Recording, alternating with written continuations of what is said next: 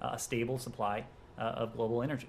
So we'll continue to take measures that hold Russia to account while also making sure that our interests are not harmed. Yes? Yes, my question is on Mexico. During the past weeks, Mexico has been facing a massive hacking incident targeting Defense Ministry servers.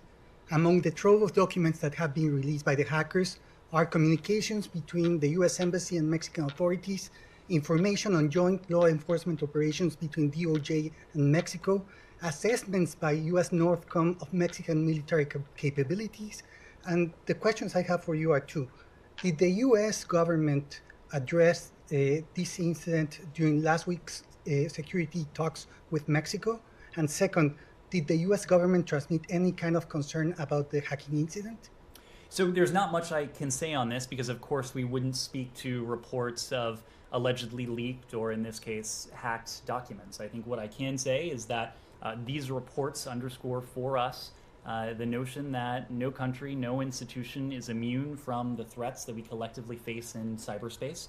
Not going to comment on any reference to this in last week's high-level security dialogue, but I can tell you that we work with countries around the world, including, of course, our Mexican partners, to see to it that we can share best practices, we can share lessons learned to ensure or to best protect our equities and our shared interests.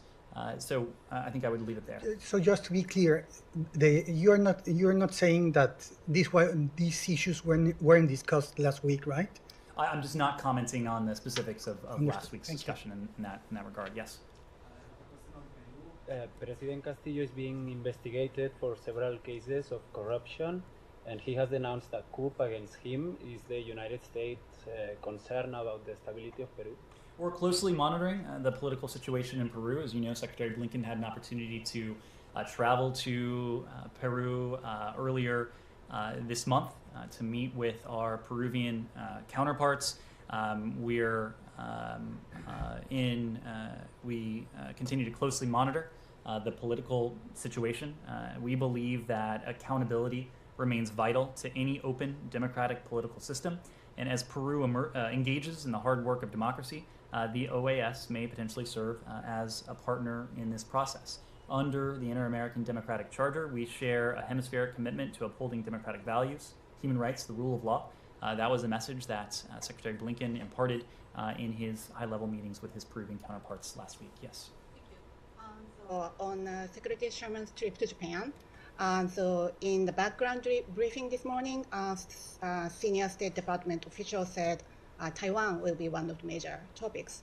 So my question is, what kind of contribution or cooperation the Secretary will seek from Japan to counter China's increasing pressure on Taiwan?